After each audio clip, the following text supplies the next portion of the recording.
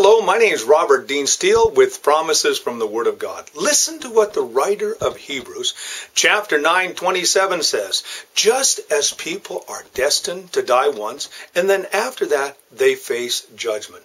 So basically what the writer of Hebrews is saying is there's no such thing as reincarnation. You have just one simple life. And I love that little story of the boy whose grandfather was studying his Bible. And he said, "Grandpa, what are you doing?" And he looked at him with a kind of a twinkle in his eye and said, "Well, I happen to be studying for my final exams.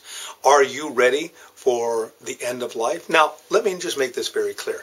We who know the Lord, we have absolutely no fear of death. In fact, a wonderful statement is we pass from death unto life. That was the Apostle Paul who said that. So we have nothing to fear when it comes to death.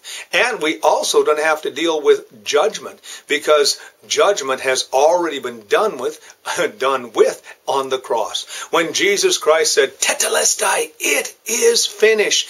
It was finished once and for all.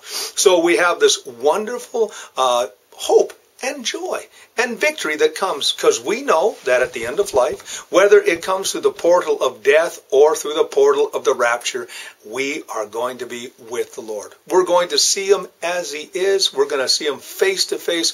We're not going to have to be afraid of Jesus. In fact, we look forward to meeting Jesus, because when that happens, we will hear him say to us one day, "Well done, thou good and faithful servant, enter into my rest." So today, remember, the writer of Hebrews says, just as people are destined to die once and after that face judgment. If you don't know the Lord, then you have a lot to be concerned about. But if you know the Lord, then you have a tremendous future in front of you, a future of eternal and abundant life. Oh, may I remind you that everyone has eternal life. Where we spend that eternal life depends on what we do with this life. Remember that.